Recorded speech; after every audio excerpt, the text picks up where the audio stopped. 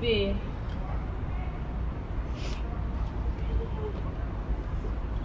Que bonitinho. Nossa, bati aqui, peraí. Nada, ele não reage. O bebê está dormindo. Nossa, que barulhão. Ah, o bebê está dormindo. O bebê está dormindo? Como assim? Será que tem algum problema? O médico, o diagnóstico é certo. É surdo? Não, não é possível. Choro, lágrimas, luto. Mas tudo bem. O bebê não escuta. Ah, o bebê... Não, desculpa, ele não escuta. Olha que bonitinho, o mudinho. Ah, tão bonitinho.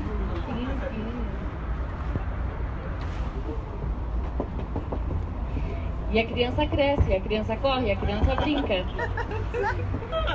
Ai, que bonitinho, mudinho.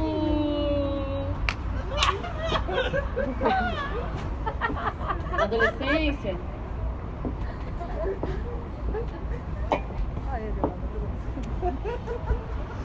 Ah, é o mudinho. O mudinho. Na fase adulta? As conquistas, o quê? Ah, ele não fala, ele é mudo. Ele é mudo.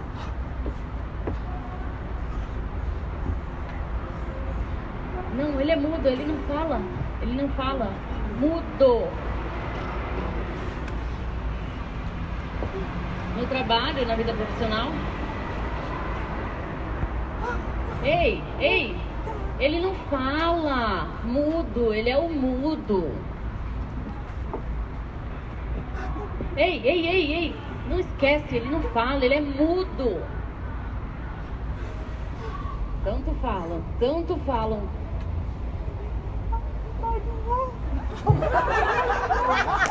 Vai tomar no cu. Vocês pensam que eu não tenho nome? Eu tenho nome sim, eu tenho um nome social. Meu nome não é mudinho e nem mudo. Ah, vai tomar no cu.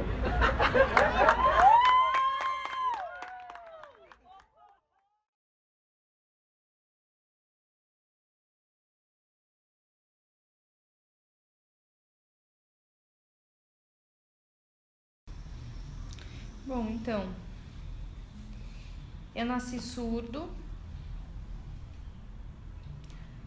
e aí todos da minha família são ouvintes.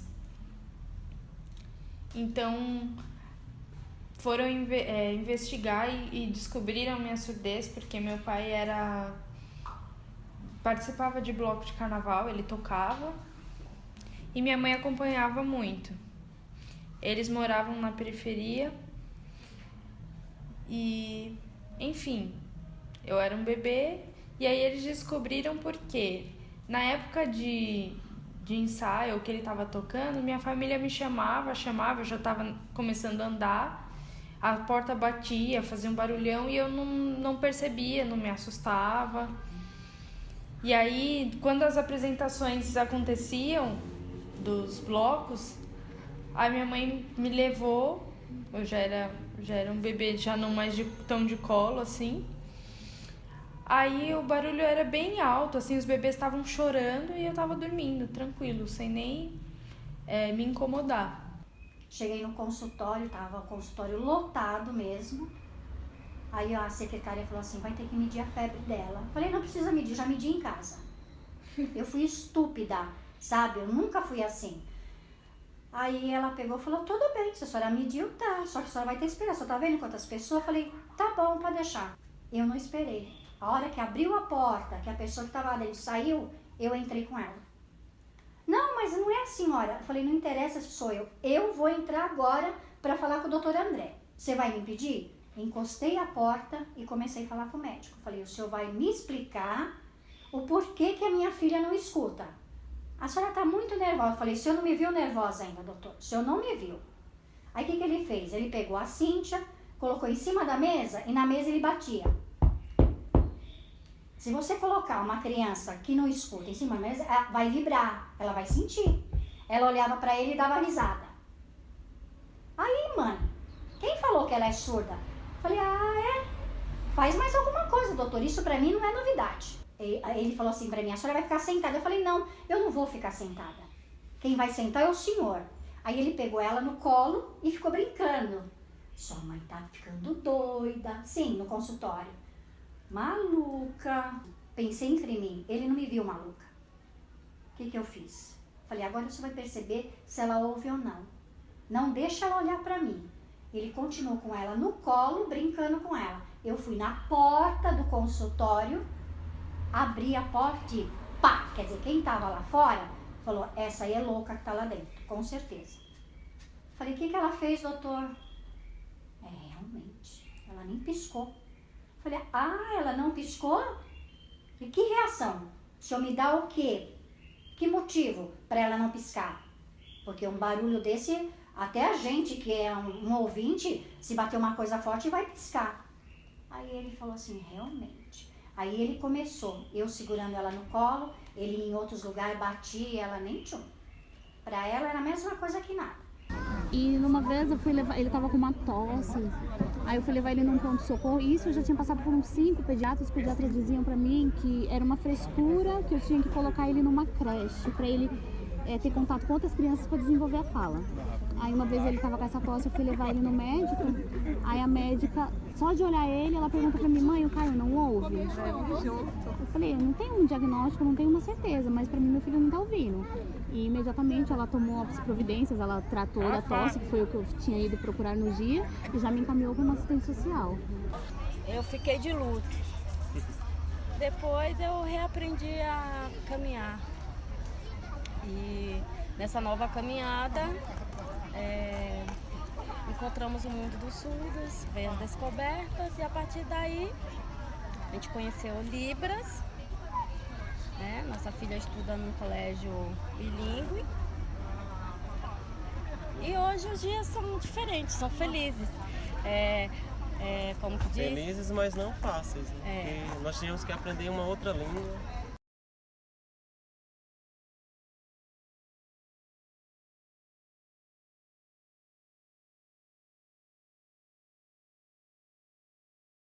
Na área de psicologia, tem uma situação que se diz assim, que a família espera um filho, né? A família espera um filho. Nasce esse filho, é aquela alegria, aquela coisa, e aí se percebe que esse filho não veio por completo, entre aspas, né?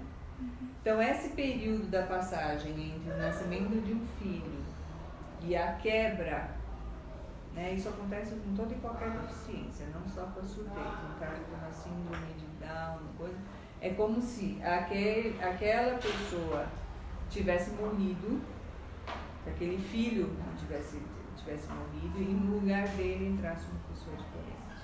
Mas é como se a família tivesse um luto por essa perda de um filho dito normal, em detrimento a um filho que vem com deficiência. Tem famílias que superam isso, né? E existe dentro da psicologia também vários encaminhamentos que as famílias, vários caminhos que as famílias vão, quase que numa totalidade todo mundo faz isso.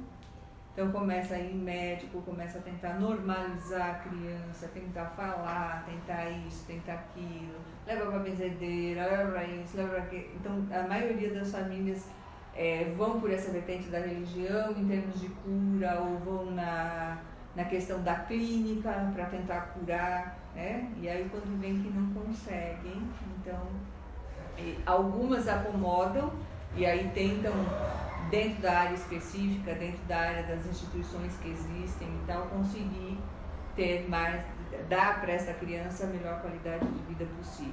Gente, que legal, que mundo é esse e tal. Aí eu já falei, mãe, eu conheço o corpo do surdo que se fala em sinais, mas ele não fala o pé. Ai, nossa, eu conheço a escola de surdo, a Teritica, faz caixinha de surdo, nossa, que legal. Ai, eu já conheço. Como você nunca falou pra mim? Mas eu sabia que mentira que você vai encontrar. Ele vai conhecer essas pessoas, você vai conhecer a escola, mentira. Mas uma hora dada ia acontecer isso. Eu falei, nossa. Então, assim, foi a escolha dos meus pais, porque eles queriam o melhor pra mim. Eles achou que fosse o melhor caminho pra mim. Para eu ter menos desconforto no futuro, no trabalho, para não ter dificuldades. Só isso, que eles preocupavam muito com o meu futuro. O acesso para qualquer coisa, para ir no banco, para ir no médico, fazer tudo sozinho. Porque se não tinha meus pais morrendo, o que vai acontecer comigo se eu estou sozinho nesse mundo? Porque eles estão preocupados, porque a deficiência para eles é uma coisa muito difícil. É difícil, é verdade, é fato. Eu acho que lá em casa, quem demorou mais, assim, foi o pai dele. Eu acho que agora que ele tá começando a aceitar. Foi meio difícil pra ele, assim, ele meio que se afastou um pouco. E, no geral, a família também, assim, teve aceitação porque não fica muito ali dentro de casa com a gente, não tem aquele convívio, aquele contato, então aceitaram. Uma coisa que a gente não pode, por exemplo, obrigar é que as pessoas aprendam Libras. Não tem como você obrigar uma pessoa a aprender Libras. Então a gente acaba virando no meio da nossa família um intérprete. O que ele está falando? O que significa esse sinal? Mas assim, é a pessoa que aprende aqui agora. Mas daqui a meia hora a gente voltar a fazer o mesmo sinal, ela não pegou aquilo. Porque ela não aprendeu. Para ela, não é uma coisa que ela vai usar, que vai necessitar para ela. Então, olha, tem um aplicativo que ele ensina Libras. Você que está aí, ó, conectado toda hora. Baixam aplicativos, eles usam? Ou às vezes baixam e falam, é muito ruim, não entendi nada. Mas o celular tá muito carregado, o primeiro aplicativo que exclui é o de Libras. Mesmo na escola deles, as pessoas, tipo, os familiares, nossos familiares, sempre tem uma desculpa. Pode estar em casa, sem fazer nada, mas... não vai dar pra mim não, outro dia eu vou, não sei o que. Na próxima eu vou. Na próxima eu vou, e sempre assim, vai indo. Por isso que a gente tem esses encontros da comunidade, por isso que a gente vem. Porque o fato de aceitar dentro da família é mais difícil. Então a gente traz aqui porque a gente fica à vontade, eles ficam à vontade, todo mundo entende, todo mundo tá junto. Agora, não. Se a gente chega e deixa nossos filhos com a família, quando a gente chega, mãe, vovó não entendeu uma coisa simples como água. Ela não entendeu que eu queria água. Ou ela brigou comigo e mandou ficar quieta. Por quê? O surdo grita. Bom, então, na verdade, assim, como eu nasci surdo, pra mim esse era o jeito de ser, né? Pra mim eu era assim, todo mundo era assim. Aí quando a minha mãe me colocou na escola de surdos, e assim, na verdade comecei na escola de ouvintes, e quando minha mãe conheceu a escola de surdos, eu entrei lá, eu fiquei meio assustada. Eu falei, nossa, eu não quero, tal. Aí eu me acostumei, eu vi que é ali onde eu conseguia me comunicar. Na escola de ouvintes, teria uma barreira muito maior. Na escola de surdos, o processo foi natural para eu aprender a língua de sinais e me relacionar com os colegas. Então, enfim, eu gostava bastante. Eu nunca tive uma coisa assim, olha, eu tô diferente do mundo, ou coisa assim, porque eu convivi com outros surdos na escola. Se minha mãe não tivesse acesso à informação, talvez eu seria mais isolado, não conheceria outros surdos e talvez não saberia que dá pra viver assim normalmente.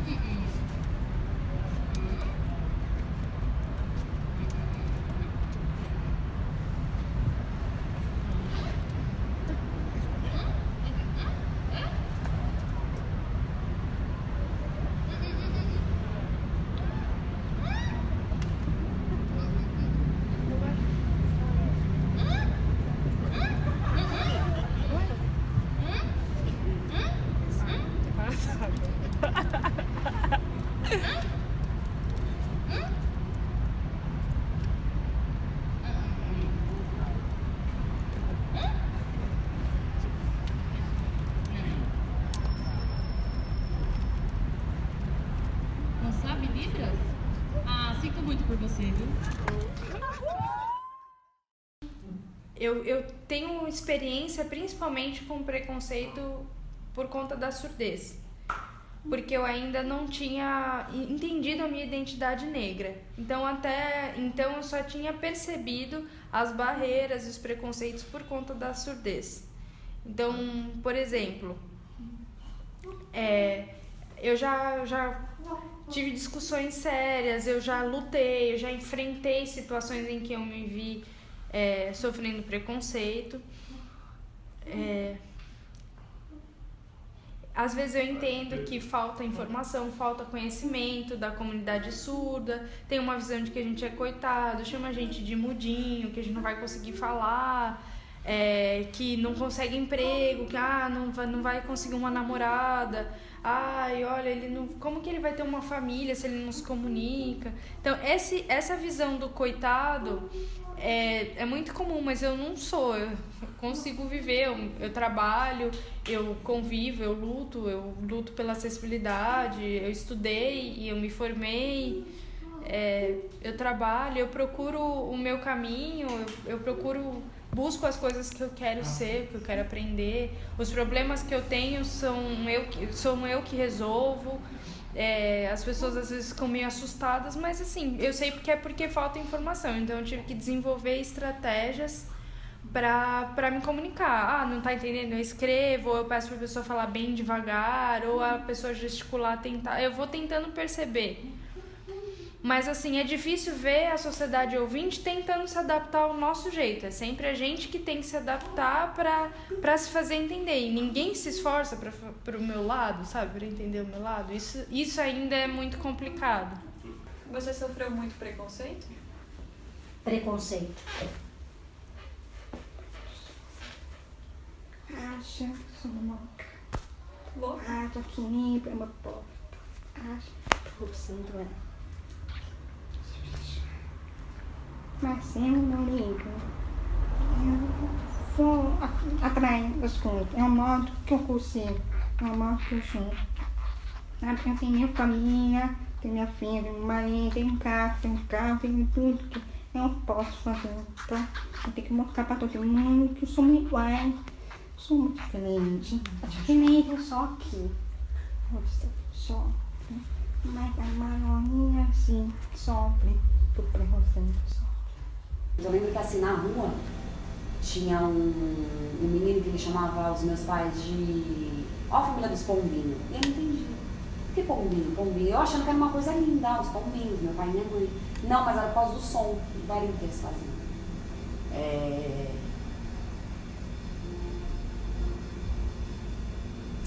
Desculpa. É muito difícil. Só quem tá na pele consegue entender. O que a comunicação faz com isso? O que a falta de comunicação faz? Não é só inserir eles na sociedade. É falar com eles, é entender eles. É muito mais difícil.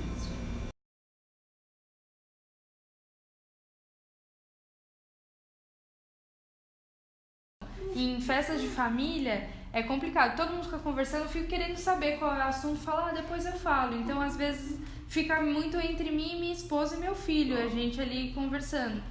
Aí a família às vezes vem perguntar, como você tá? E o estudo acabou? Tá trabalhando bem? Nossa, e a saúde? Só me perguntam como eu tô, mas conversar, desenvolver algum assunto é mais difícil. Tem alguns primos que se relacionam ainda mais comigo, mas eu percebo que tem uma limitação de qualquer forma. A ignorância da falta de conhecimento causa um bloqueio na gente. Eu não sei falar, então eu não vou me aproximar para não fazer feio. Mas aí quando você é julgado nessa situação, ou você faz ou você faz. E aí você começa a enxergar, como é que eu não enxergava isso neles? Como é que eu não via tanta dificuldade? Porque a gente passa na rua o tempo todo desapercebido, né? Passa cadeirante, passa cego, passa surdo, passa não sei quem, em algum momento você tá lá e alguém tá pedindo alguma coisa. Normal, porque não é o nosso problema, né? Qual foi a maior dificuldade de vocês, né, em tudo, até agora? Com as crianças? Comunicação. Geralmente é comunicação, porque assim, até você aprender Libras, no começo eles são crianças muito nervosas, eu apanhei muito, me arranhava, me batia, porque queria uma coisa, eu não entendia eles, e eles também não me entendiam. Como que eu vou falar pra ele que isso não pode? Como eu vou falar que hoje a mamãe não tem dinheiro que amanhã tem? Porque que é agora? Então a maior dificuldade é sempre a comunicação. A preconceito tem, desculpa, você não aceita, o problema é seu. Se você tem vergonha que eu tô aqui conversando com meu filho em Libras, quando às vezes você vai no mercado, nossa, mas por que vocês estão todo? Porque o surdo, você vê, eles estão conversando, parece que eles estão brigando. Então, nossa, agora vai sair na mão, fica tomando, agora vai sair na mão, quer ver? Não vão, eles estão conversando, eles são muito expressivos, então tudo é visual, é expressão corporal. Então as pessoas às vezes não entendem, então a maior dificuldade é a comunicação. Ela estuda no colégio pequenininho, né, como ela falou. Mas daí ela tem, as lições são em português. Aí ela tem que interpretar para a língua de sinais. E nós não temos ainda uma fluência para estar explicando em Libras, né, o português para ela. Mas conseguimos nos virar mais ou menos bem. Por exemplo, em festa da escola que tinha apresentação, alguma coisa, a minha mãe ia, mas então ela não ia. Ela falava, não faz sentido. E eu não entendi esse lado dela, de falar, pô, ela não vai porque não tem, ela não vai entender nada, então eu não entendia. Por que a minha mãe não vai? Minha mãe tem que ir. E aí, com o tempo, isso hoje eu consigo aceitar, e talvez se eu tivesse a cabeça que eu tenho hoje, lá atrás, tivesse sido um pouco mais fácil, tanto para ela quanto para mim. Porque em diversos momentos eu falei, eu não vou, eu não quero ir, eu não vou interpretar. O Alcker está dizendo que ele tem algumas dificuldades mesmo em ser surdo, por exemplo, alguns filmes que ele quer assistir, que ele quer ir ao cinema, e aí ele olha e todos os filmes que são animações, por exemplo, não tem legenda. Aí isso é uma dificuldade que ele tem bastante. Ele tem que assistir o filme, e aí ele tem que ir com a minha avó, por exemplo, ela traduzir o filme pra mim. Isso é uma dificuldade que eu tenho. Mas por que será que a Sociedade Ouvinte faz lá 4 anos de curso de inglês, mas não aguenta 2 dias conviver com a comunidade surda para aprender Libras, sabe? A dificuldade que a gente mais enfrenta é dentro do trabalho, porque a gente também não tem acessibilidade de comunicação. E também, por exemplo, uma das coisas que a gente não tem é autonomia, né? A gente não tem uma tecnologia fácil para fazer alguns pedidos que exigem ligação, por exemplo, pedir comida, alguma coisa. Então isso é um pouco complicado, né? Porque imagina a gente ter que fazer ligação e não consegue. Então, outra coisa assim que nos traz dificuldade, inclusive para os surdos em geral, é, por exemplo, ligar para banco, cancelar algumas contas que a gente tem, operadora de celular ou banco. Então a gente tem que pedir, por exemplo, para os nossos familiares ligarem, só que não pode porque tem que ser o titular. E como que eu vou fazer isso se eu sou surdo, né? Então essa é uma dificuldade que a gente tem.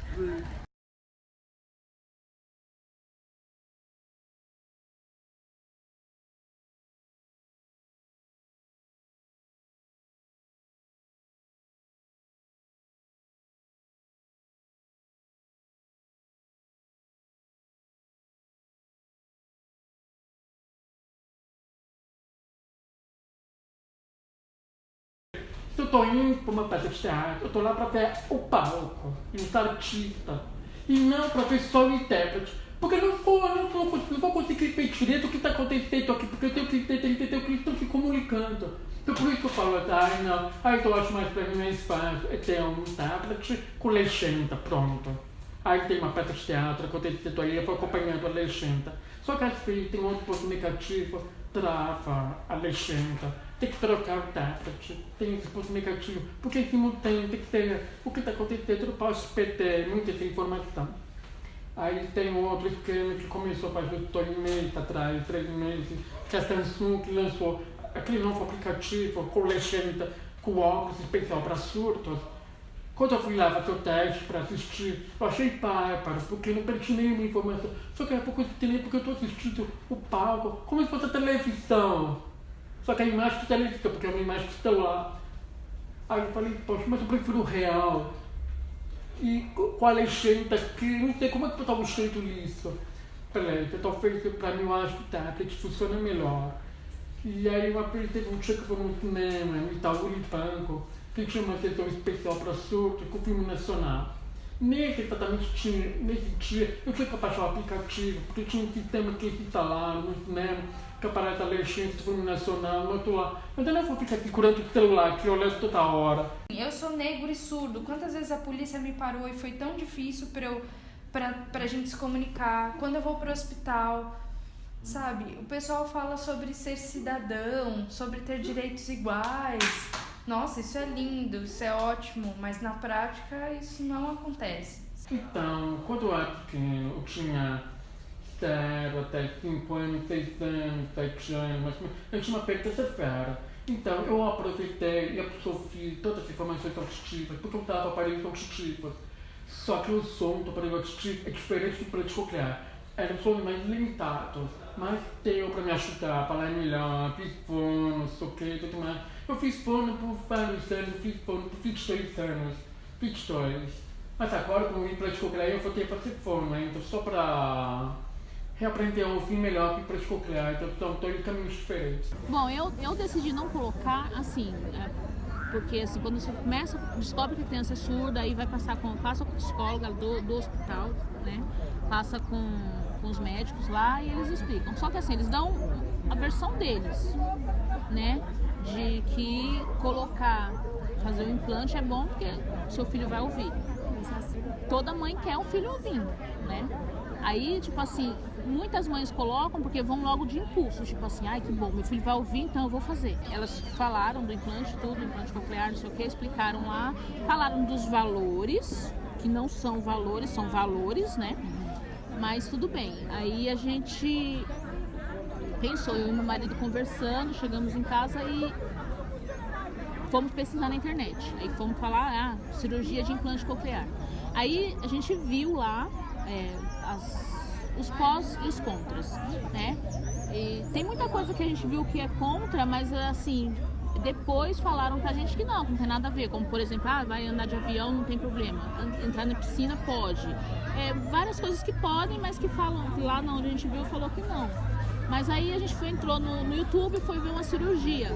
Não mostrou em criança, mostrou numa pessoa grande. E é uma coisa meio complicada, porque eles cortam aqui, cortam esse osso, cortam uns 3 cortes para colocar um chip, assim, um tipo de um chip, um negocinho, implantam lá, que vai, aquele negócio, tem uns eletrodos, um negócio lá que vai pro cérebro, né?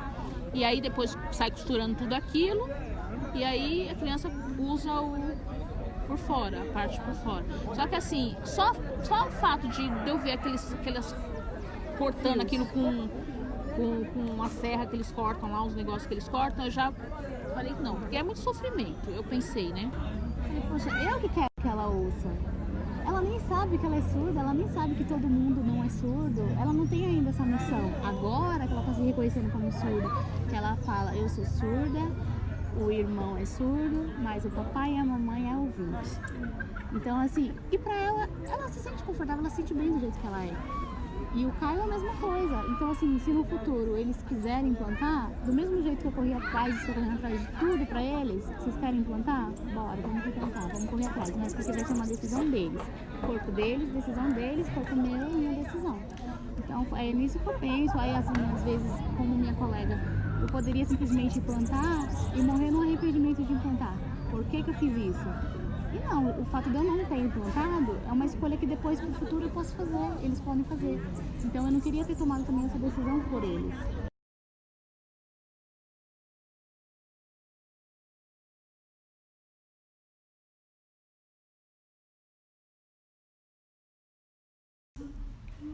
A gente sabe que o momento que a gente vive agora é de que os médicos não mostram o melhor caminho, talvez.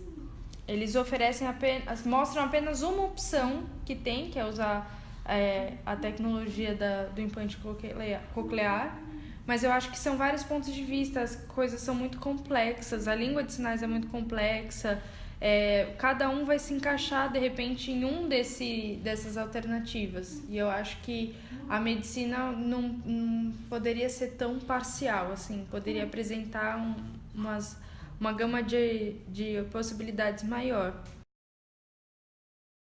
A gente molda o mundo, né? A gente molda o mundo e a gente molda o mundo através da língua.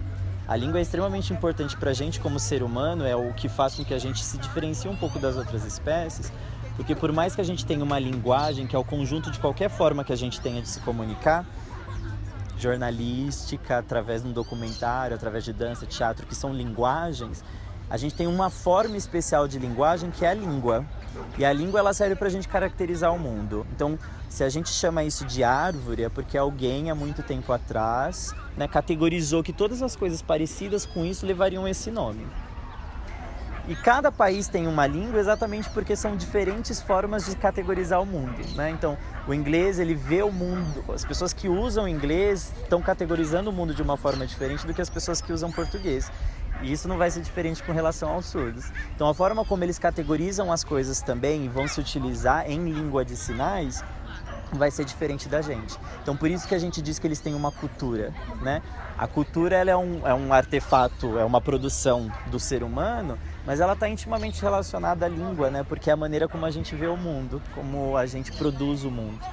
E isso que vai acontecer em língua de sinais. Os surdos, eles têm uma visão diferente de mundo, porque eles têm uma cultura distinta, têm uma língua distinta. Não é só uma questão de língua, é uma questão de cultura também.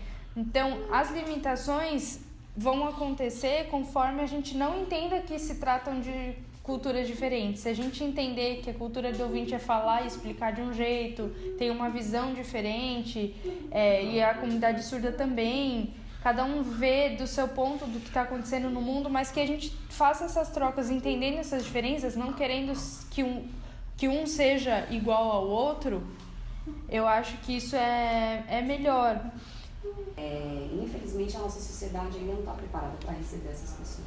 Eu acho que é um pouco de preguiça. Ele não está entendendo, não é minha língua, não se vira. Vem alguém aqui, pô, mas a gente pode fazer um esforcinho, né? É só se colocar um pouco no lugar do outro, é ter empatia.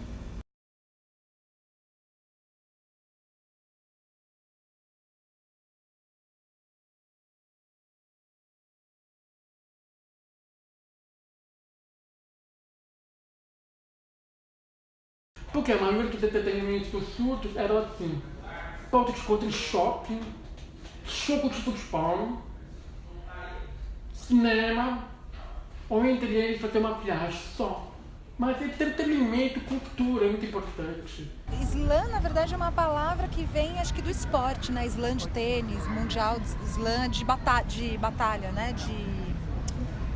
É isso, né? Torneio. Era essa palavra que eu estava querendo. Torneio, E daí ela foi apropriada para poesia, né? Daí o torneio de uma batalha poética, o torneio de poesia, que é diferente do sarau, que não tem a batalha, né? Não tem essa coisa da premiação, das notas. Então o slam tem essa diferença.